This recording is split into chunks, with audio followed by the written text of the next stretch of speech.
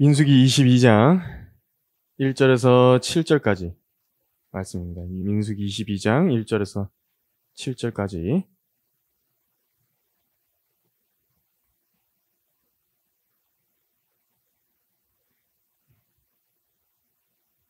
오늘은 이제 민수기 22장에서 24장까지 이제 전체적으로 좀 다룰 것인데, 일단은 여기부터 읽어보겠습니다. 이스라엘 자손이 진행하여 여리코 옆 요단 이편에 있는 모압의 평지들의 진을 쳤더라. 시포르의 아들 발락은 이스라엘이 아모리인들에게 행한 모든 것을 보았더라.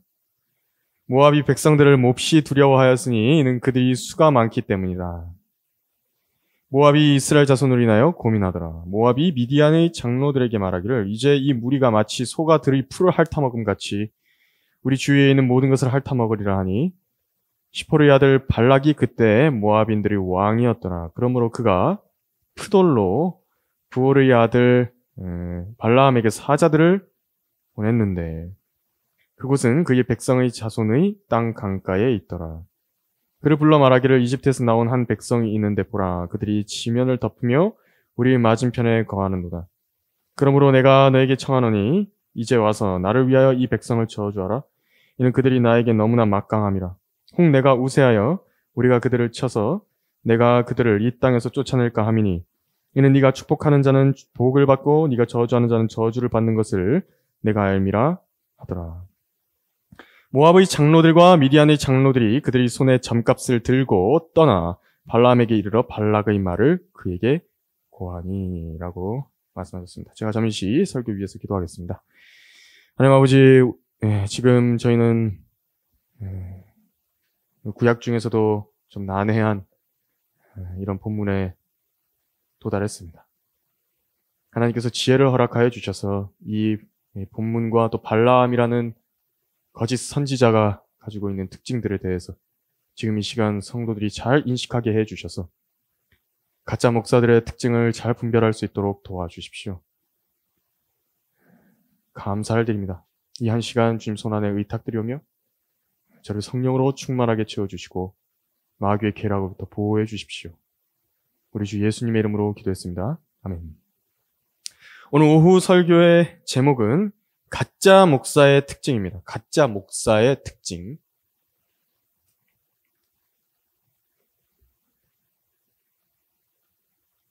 아마 성경을 처음 쭉 통독해 나가시는 그 성도분들 중에서 이 발람에 관한 장, 곧 민수기 22에서 24장까지를 읽고서 발람이 거짓 선지자라고 굳게 믿을 사람은 없을 것입니다. 저도 그랬습니다. 아마 다 그럴 것입니다. 발람은 심지어 메시아에 대해서 예언까지 해놨죠. 또 주 여호와 하나님께 기도를 한 것입니다. 그리고 발람의 태도가 마치 하나님의 말씀에 절대적으로 복종하는 것 같이 말하는 내용이 이 반복적으로 나옵니다. 22장에서 24장까지 계속 나옵니다. 그래서 모압의 고관들이 모압 왕 발락의 보냄을 받아 발람에게 와서 이스라엘을 저주해달라 요청을 했을 때에 거기 8절에도 그랬죠? 8절에서 발람이 뭐라고 말하냐면 주께서 내게 말씀하시는 대로 내가 너희에게 다시 말을 전하리라 그랬습니다. 그래서 진짜로 하나님께서 저주를 거부하셨죠? 모압의 요청을 거부하시니까 발람은 거기에 순종을 했습니다. 돌려보냈습니다. 근데 또다시 발락 왕에게서 더 높은 고관들이 왔을 때에도요. 발람이 비슷한 취지로 말하는 것을 우리는 봅니다. 그리고 이스라엘을 보러 갔죠. 나중에는. 근데 모압 왕 발락 앞에서도 3번이나 모두 이스라엘에 대한 저주 대신 축복을 예언을 했던 것입니다. 그리고 나서 이제 발람에 관한 마지막 기사인 민수기 24장 25절 그 끝에서는 발람이 자기 처소로 돌아갔고 발락도 자기 길로 갔다라고 모든 것이 마무리된 것처럼 보이기 때문에 성도들이 그렇게 생각을 하는 것입니다. 그러나 성경에서는 발람에 관하여 일관되게 거짓 선지자다, 거짓 교사다, 또 대적해야 되는 사악한 점쟁이다. 그래서 또 이스라엘이 들어갈 때 발람을 죽였죠. 칼로 죽였습니다. 그렇게 규정하는 것을 봅니다.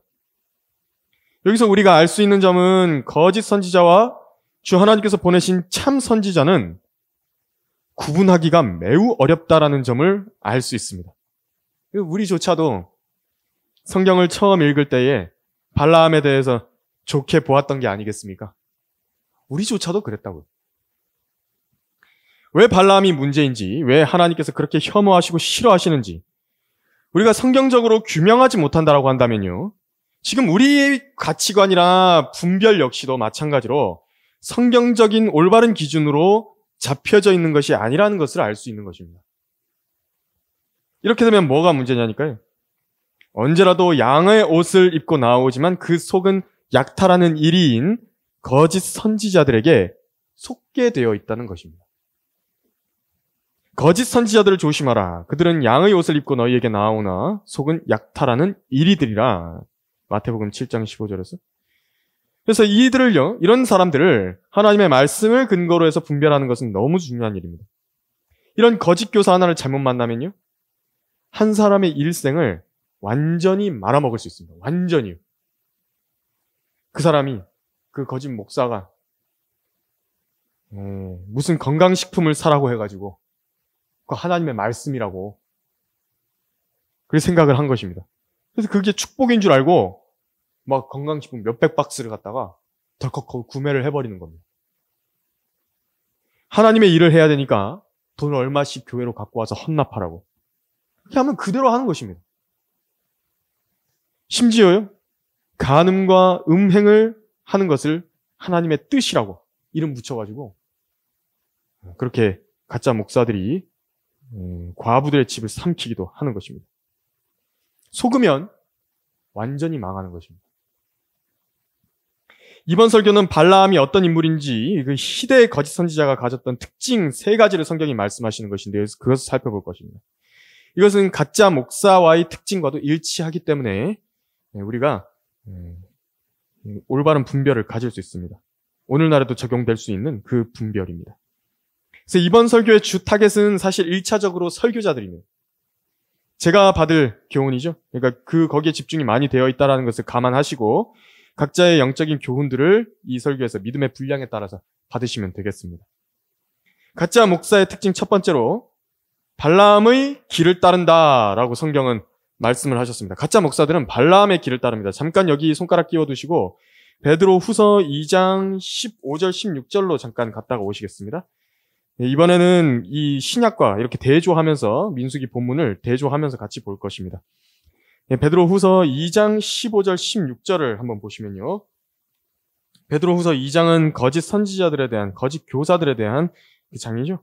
여기서 15절 16절에 이런 말씀이 나옵니다. 그들이 바른 길을 버리고 빗나가서 부올의 아들 발라함의 길을 따르는도다. 거짓 교사들이 그렇게 한답니다. 그는 불의의 삭슬 사랑하였으나 자기의 죄악으로 인하여 책망을 받았으니 말 못하는 나귀가 사람의 음성으로 말하여 그 선지자의 미친 짓을 막았느니라 이렇게 말씀하신 것입니다. 그러니까 여기서 보면은 지금 그 15절에 처음에 그랬죠? 그들이 바른 길을 버리고 빗나갔다 그랬습니다.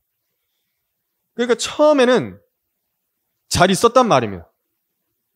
잘했다는 얘기입니다, 처음에는. 근데 빗나간 것입니다. 발라함도 처음에 하나님의 말씀을 대하는 태도가 괜찮아 보였죠? 그래서 민수기 다시 본문으로 넘어와서 거기 13절을 보시면요. 민수기 22장 13절에서 발라함이 아침에 일어나서 발락의 고관들에게 말하기를 너희는 너희 땅으로 돌아가라. 이는 주께서 내가 너희와 함께 떠나는 것을 허락하지 아니하시기 때문이라 하니. 지금 발라함은 여기서 주께서 말씀하셨다 그랬죠?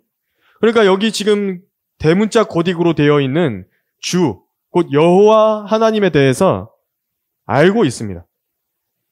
그리고 어떻게 그분께 나아가는 것인지, 경배를 드리는 것인지, 제물을 드리는 것인지 알고 있었고요.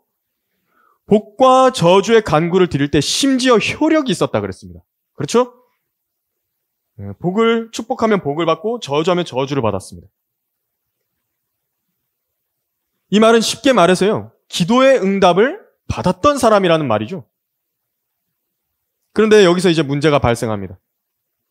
발라함은 그의 마음으로부터 하나님의 뜻과 지시를 온전히 따른 게 아닙니다. 어쩔 수 없이 주의 말씀이니까 마지못하여 한 것입니다. 마지못해서.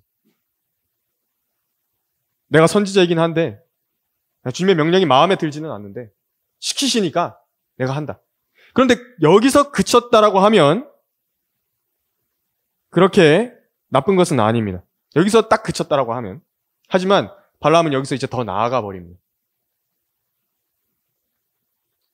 2장 15절을 보시면요. 발락이 다시 그들보다 더 높은 고관들을 더 많이 보냈더니 라고 되어 있죠. 이전에 보냈던 그 고관들 정도가 아니라 이제 모압에서 이름만 대면 알만한 사람들이 온 것입니다. 그리고 다시 한번 저주에 대해서 요청을 받게 되는 것입니다. 사실 이 문제는 하나님께서 한번 결론을 내리신 것이기 때문에 더 묻고 자시고 할 것이 없습니다. 근데 하나님께서 분명히 이스라엘에 대하여 저주하지 말라고 말씀하셨죠? 19절 보시면요. 뭐라고 말하는지 한번 보십시오. 19절 보면 그러므로 이제 내가 너희에게 청하노니 너희도 이 밤을 여기서 묵으라. 나도 주께서 내게 무엇을 더 말씀하시는지 알아보리라 하더라 그랬습니다. 뭘 더 물어봅니까? 아니라면 아닌 거지. 하지만 하나님께서는 자상하게도 이제 응답을 하십니다. 거기 20절 보시면 밤에 하나님께서 발람에게 임하여 그에게 말씀하시기를 만일 사람들이 너를 부르러 오면 일어나서 그들과 함께 가라.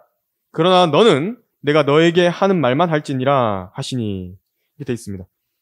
자, 잘 보십시오. 여기 하나님의 말씀에서 이제 여기서 갈리는 것입니다. 만일 사람들이 너를 부르러 오면이라고 말씀을 하셨습니다. 부르러 안 오면 어떻게 됩니까? 안 가야죠. 근데 발람이 어디서 걸린 것이냐면요. 그 뒤에 그러나 너는 내가 너에게 하는 말만 할지냐 이렇게 돼 있죠. 하나님께서 말씀을 이렇게 더해 놓으시니까 여기다가 탁 걸려버린 겁니다. 자기 멋대로 해석을 해버린 겁니다. 이 말 때문에. 이 정도 말씀하셨으면 가라고 하신 거나 다름없겠구나. 하나님께서 내가 가서 무슨 말을 하기는 원하시는 가 보구나. 그렇게 생각을 해버린 겁니다. 이 사람이. 왜요? 그 속에 자기가 원하는 게 있습니다. 그래서 이 하나님의 말씀을요. 진지하고 신중하게 받았어야 되는 것인데 그래서 부르러 오면 가서 내가 시킨 말만 하라. 그런데 부르러 오지도 않았는데 주님이 시킨 말을 하라고 하신 적은 없습니다. 그런데 21절 보면요. 뭐라고 되어 있습니까? 발람이 아침에 일어나서 그의 나귀의 안장을 지우고 모압의 고관들과 함께 떠났더라 그런 것입니다. 그래서 그 다음 절에 나왔죠. 그가 떠났기 때문에 하나님의 진노가 일어났으니 라고 써 있는 것입니다. 하나님의 관점을 보십시오. 부르러 오지도 않았는데 자기가 일어나서 가버렸다. 이 얼마나 말씀에 유의하기 원하시는 것입니까? 주 하나님께서? 이게 바로 성경대로 믿는 사람들의 자세를 말하는 것입니다. 우리는 이렇게 신중하게 하나님의 말씀을 대해야 하는 것입니다.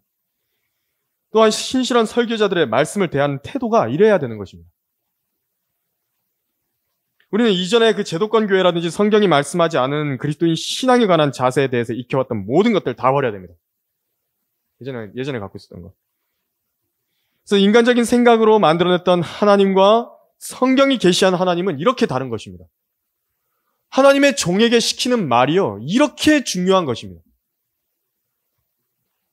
순서도 바꾸면 안 되죠? 있는 그대로 봐야 되죠? 하나님의 말씀이 아주 날카롭게 양날이 서서 잘라내고 구분한 문제에 관해서는요. 일체의 타협은 없어야 되는 것입니다. 이 목적을 위해서 수단이 정당화될 수 없죠. 하나님의 뜻과 일이라는 목적을 위해서 비성경적인 수단을 쓰는 것은요. 마귀짓을 하는 것입니다.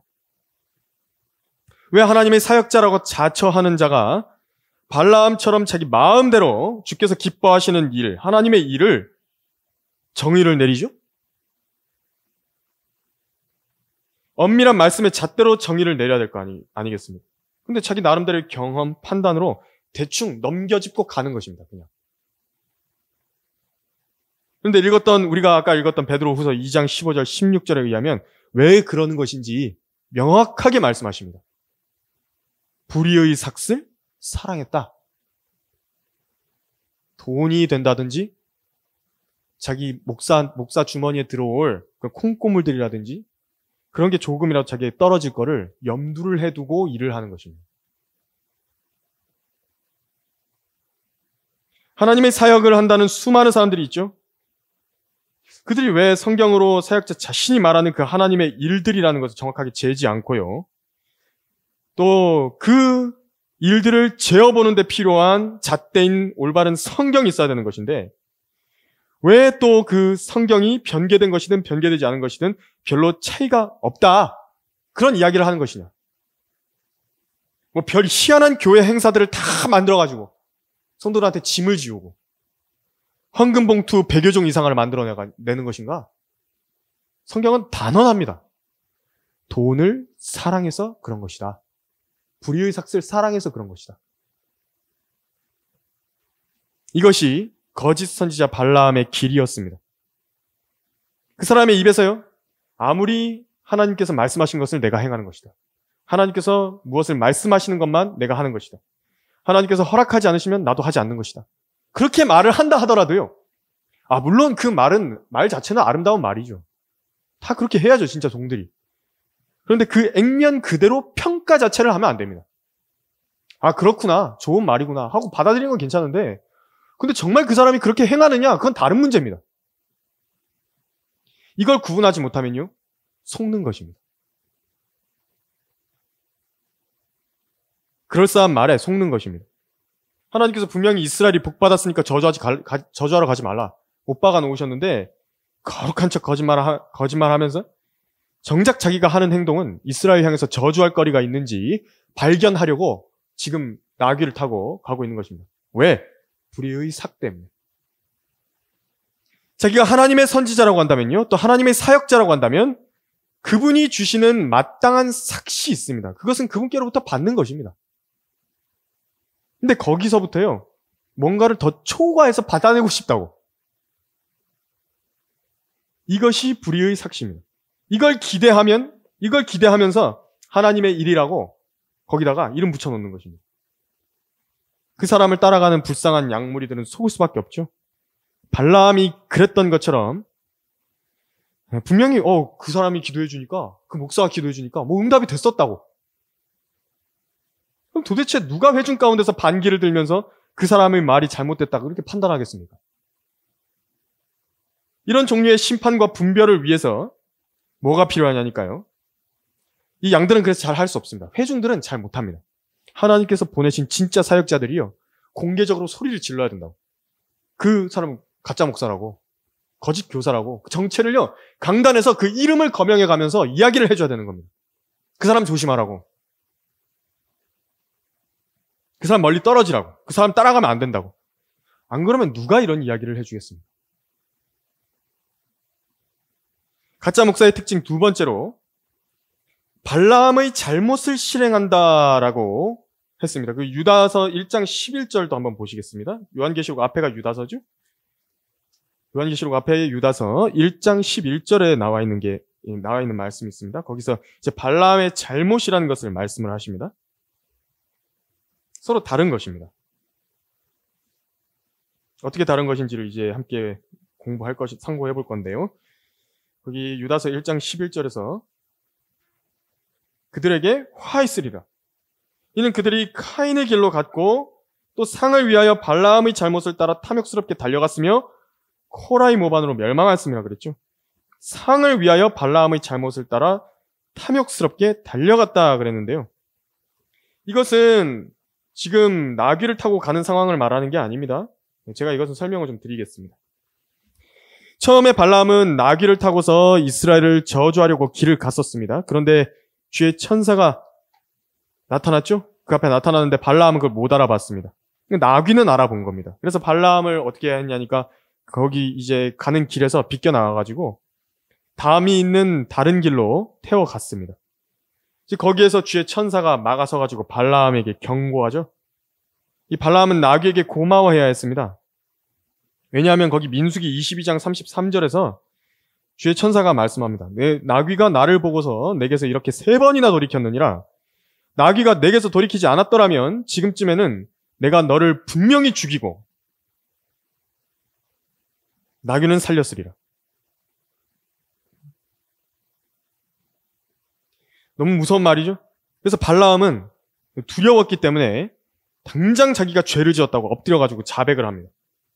그리고 이제 내가 거기 안 가겠다고 다시 집으로 돌아가겠다고 하니까 주의 천사가 이제 그가 하려던 이스라엘을 향한 모든 저주를 다 복으로 바꾸실 것을 작정을 하시고, 발라함은 이제 꼼짝없이 하나님의 두려우심 아래서 이스라엘에 대해서 복을 예언해야 했습니다. 그 발라함의 잘못이 무엇인지 알아보기 전에요, 왜 발라함의 저주나 축복이 효력이 있었던 것인가 먼저 좀 살펴보겠습니다. 왜 이 사람의 그 저주가 효력이 있었던 가 23장 20절 21절 한번 보시겠습니다. 23장 20절 21절 보면요, 보라, 내가 축복하라는 명령을 받았으니 그가 복 주신 것을 내가 바꿀 수 없도다. 주께서는 야곱의 죄악을 보지 않으시며 또 이스라엘의 패역을 보지 않으셨도다. 주 그의 하나님께서 그와 함께 계시며 왕을 환호하는 소리가 그들 가운데 있도다 라고 했습니다. 그러니까 21절에서 저주를 하려고 하니까 야곱의 죄악과 이스라엘의 패역이 있다라고 말하죠. 그러니까 발라함이 하는 저주의 근거는요, 아예 없는 이야기를 하는 게 아니라는 것입니다. 이것은 사탄이 하는 일도 동일합니다. 사탄도요, 성도들을 밤낮 하나님 앞에서 고소한다 그랬습니다. 그래서 그 이름이 고소자죠? 없는 이야기 가지고 고소하는 게 아니라는 말입니다. 여러분들을 하나님 앞에 고소할 때. 발락이 발라함을 데리고 다니면서 이스라엘을 여기저기 보도록 합니다. 이번에는 이쪽 측면에서 이스라엘 민족을 봤다가, 이번엔 저쪽 측면에서 봤다가, 이번엔 뒤에서 봤다가 그렇게 시킵니다. 그것을 보고서 하나님 앞에 합법적인 비평을 하라는 겁니다. 그래서 그분의 손이 그들을 치게 만들어 달라는 것입니다. 욥기도 어떻습니까? 욥기에서도 읽어보셨죠? 사탄이 하나님께 욥을 쳐보라고 간구할 때에 사탄의 기도입니다. 그것이 고소라고요.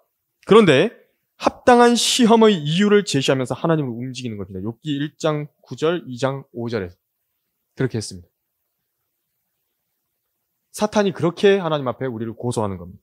대단히 심각한 이야기고요, 영적 전쟁의 실체를 보여주는 사건입니다. 마귀가 공격해 온다라고 하는 것은요, 우리가 먼저 마귀에게 준 틈으로 오는 것입니다. 이스라엘의 패역함을 보고서 그 틈을 저주할 수 있었던 것처럼요, 발라함이. 특히 발락이요, 발라함을 데려간 곳이 있는데요, 거기 13절도 한번 보십시오. 23장 13절에서. 발락이 그에게 말하기를, 내가 내게 청하노니 나와 함께 다른 곳으로 가자. 거기서는 네가 그들을 볼 수 있으나 그들을 다 보지 못하고 그들의 끝부분만을 보리니 거기에서 나를 위하여 그들을 저주하라 하더라. 이렇게 말돼 있죠. 발락이 발라함에게 이렇게 제안을 한 것입니다. 그 가장 이스라엘에게 취약했던 부분이 어딘지 아십니까? 끝부분이었습니다. 끝부분. 왜냐면요, 이스라엘 진영이 진행할 때에, 이스라엘 진영이 이렇게 쭉 이동해 갈 때요, 가장 후위의 진영이 어딘 줄 아십니까? 후위의 진영. 제일 이스라엘 뒤에 있는 진영. 단 진영입니다. 단 진영. 민수기 2장 25절, 10장 25절에서 그랬죠? 그 단지파의 진영에는 아셀과 납탈리가 있는 것입니다. 그런데 이 단지파와 아셀 지파는 나중에 우상 숭배가 매우 극심해지는 패역한 지파입니다. 하나님께 가져가서 정죄하고 저주를 간구할 거리가, 고속거리가 많은 이스라엘의 끝 부분입니다. 근데 발락이 지금 뭐라고 제안하는 것입니까? 다른 거 보지 말고 그 나쁜 부분을 보라고. 그 부분을 보고 이제 그 패역함을 저주하라 이야기하는 것입니다. 그런데 주님께서는 어떻게 하셨습니까? 우리가 읽었던 23장 21절에서 발락과 직접적으로 대치하시면서 그들을 변호하신 것입니다. 이스라엘을 변호하신 것입니다. 그들이 죄악을 보지 않으신다고, 패역함도 보지 않으신다고. 사탄도 지속적으로 성도들을 하나님의 보호자 앞에서 고소합니다. 그래서 우리의 육신적인 면들이 있고요, 우리가 세상적인 면들이 있습니다. 그것을 하나님 앞에 계속 저주하는 것입니다. 고소하는 것입니다. 이거 보시라고, 저 사람들 이렇게 죄 짓는다고. 하나님의 말씀에 순종하지 않는 거 보시라고. 그 가운데서 우리 중보자이신 위대한 대제사장이신 주 예수 그리스도께서는 이제 변호를 하시는데, 중보를 해주시는 것입니다. 우리 영과 혼을 위해서 중보하시고요, 몸을 위해서 중보하시는 것입니다. 이 성도의 변호인인 제가 이미 그 사람에게 내려질 저주를 다 받았습니다. 이 고소는 기각하셔야 됩니다. 아버지 하나님께서는 즉각적으로 사탄의 고소에 대해서 기각을 선언하시는 것인데요. 영과 혼에 대해서는. 이게 주님의 소유거든요, 그것이. 그런데 사람의 몸에 대해서는 다른 것입니다. 사람의 몸은요, 마귀에게 아직 속해 있습니다. 그 지분이. 선한 것을 찾아볼 수 없고요. 심은 대로 거둬야 된다는 것이 그 법칙입니다. 그 법이 적용되고 있는 한, 그 죽음을 정죄하는 율법이라고 하는 것이 우리 육체 안에서 살아서 있는 한, 사탄은 우리로 하여금 그 육신을 멸망케 할 수 있는 것입니다. 그래서 이것의 부분을 두고서 우리가 성도들을 위해서 깨어서 기도로 분투하는 것이죠.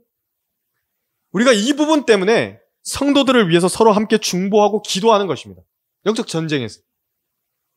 서로의 연약한 부분들을 위해서. 쓰러지지 않게 하기 위해서. 믿음 안에서 강건하게 해주기 위해서. 기도하는 것입니다. 그래서 그 중보 기도가 딱 사라지게 되면요. 어떻게 되냐니까 그 성도의 육신의 몸은 처절하게 사탄의 고소에 의해서 사탄에 의해서 고소당하는 그 처지에 딱 놓이게 되는 것입니다. 방어막이 없다고 이제. 고소가 그대로 들어오는 겁니다. 아무도 변호 안 해줍니다. 중보 안 해줍니다. 그러면 직접적으로 성전을 파괴하는 행위인 음행에 대해서는 더 확실하게 이렇게 처분을 하시죠. 고린도전서 5장에서 6장까지. 그러니까 성도들의 거룩한 생활, 성별된 생활, 경건한 생활로 죄들을 단절하셔야 됩니다. 마귀에게 틈을 주지 마십시오.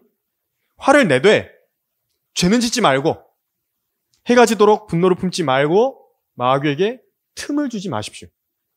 이게 방법입니다. 발라함은 자기가 직접적으로 이스라엘을 저주할 수 없었습니다. 하나님께서 이런 이 스탠스라 그래야 되나요?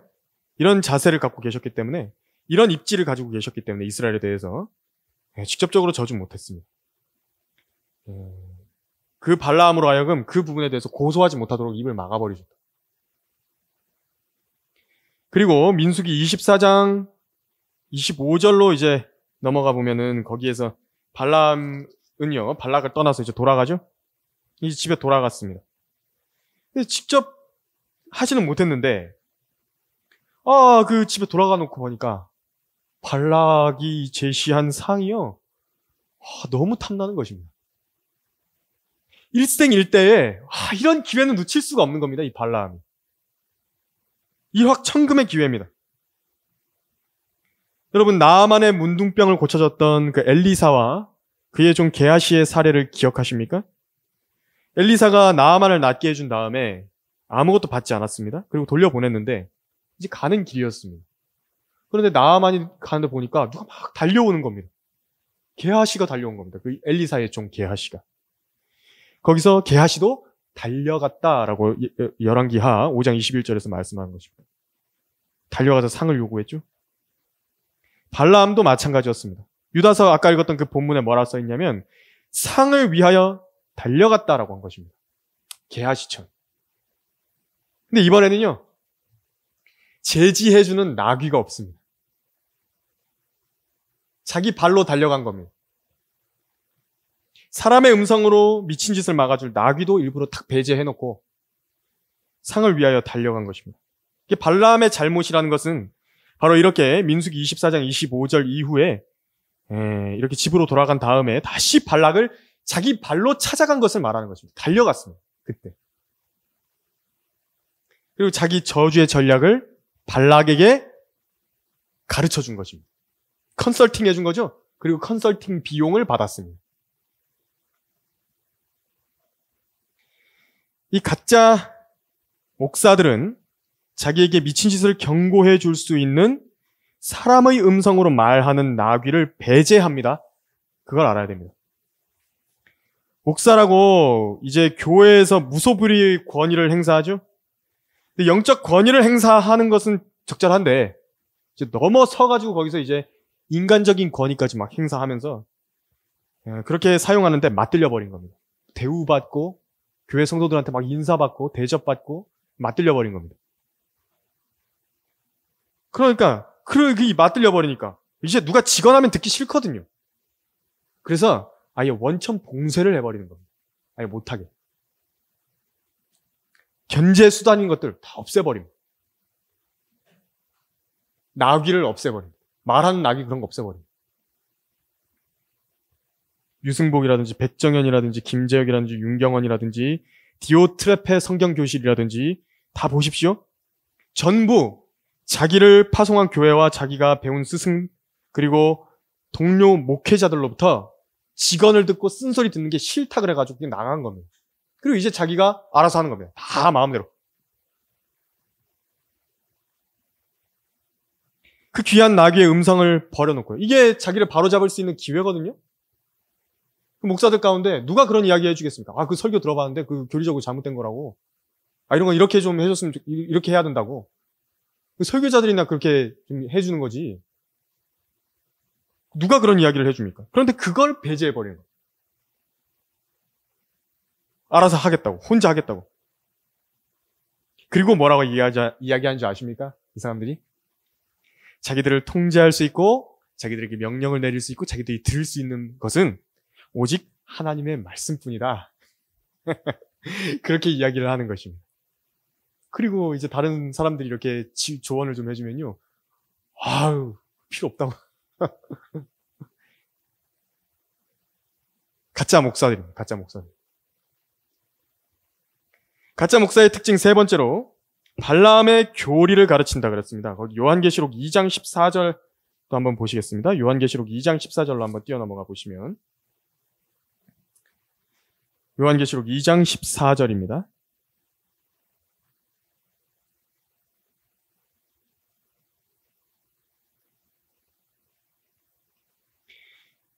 요한계시록 2장 14절에서 그러나 내가 너에게 두 가지 책망할 것이 있나니 이는 너에게 발람의 교리를 가르치는 자들이 있습니다. 그가 발락을 가르쳐 이스라엘 자손들 앞에 거치는 것을 놓게 하며 우상에게 바친 재물을 먹게 하고 또 음행하도록 하였느니라 말씀하셨습니다.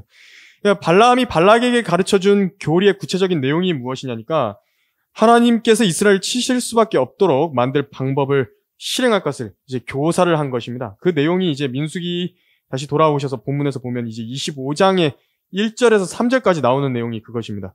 제가 읽어드리면요. 이스라엘이 시팀에 거하였는데 그 백성이 모압의 딸들과 더불어 음행하기 시작하였더라. 그들이 자기 신들의 희생제의 백성을 부르니 그 백성이 먹고 그들의 신들에게 절하였더라 그랬습니다. 이스라엘이 바알포올에게 가담하였으니 주 진노가 이스라엘에 대하여 일어나더라 그랬습니다. 이 사건에 대하여 모세가 무엇이라고 말을 했냐니까 민수기 31장 16절에서요. 보라 이들이 발람의 계략을 통하여 이스라엘 자손으로 푸올의 사건 때에 주를 거역하여 범죄하게 하여 주의 회 중에 역병이 있었느니라 라고 썼던 것입니다. 이 모세가 이것을 상기시켜 주는 겁니다. 고대 이교도 신앙 중에서 그 기원이 되는 게 뭐냐니까 바빌론의 신비 종교입니다.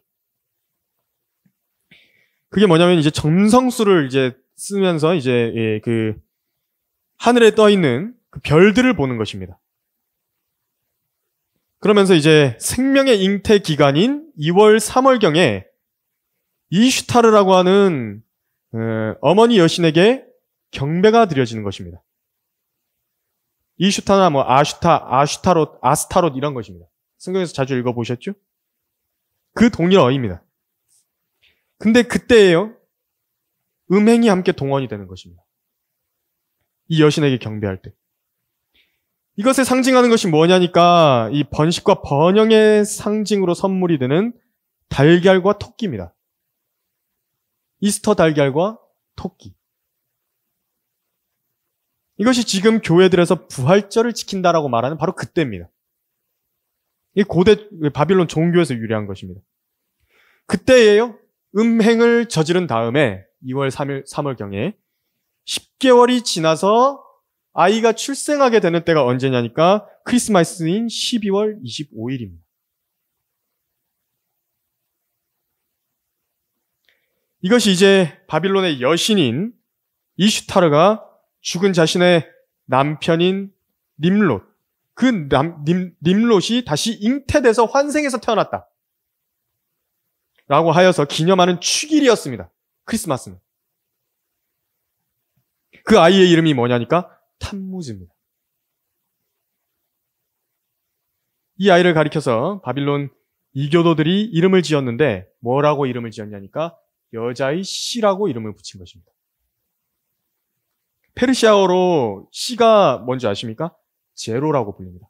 제로 할 때 그 동그라미 할 때 그 제로를 페르시아어로 씨라고 부릅니다. 그래서 이것을 이슈타르 여신의 씨라고 이름을 붙인 게 뭐냐니까 제로 이슈타르 곧 조로 아스터가 되는 것입니다.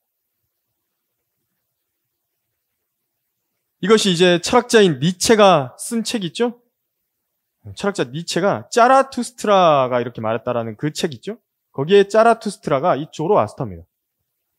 두 개의 바빌론이라는 그 책에 나오는 내용입니다. 그래서 여자의 씨라고 하는 것은 원래 예수님의 이름인데 이걸 탐무스에게 도둑질을 한 겁니다. 탐무스한테. 창세기 3장 15절에 있는 것인데.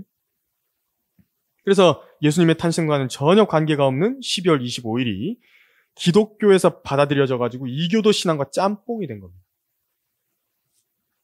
그래서 그리스도인이 부활절을 지킨다든지 크리스마스를 지킨다든지 하는 것은요, 모두 이교도 우상숭배에 참여하는 겁니다. 심지어 청교도들은 어떠냐면요, 이번에 여기 박승 목사님도 글 쓰셨던데,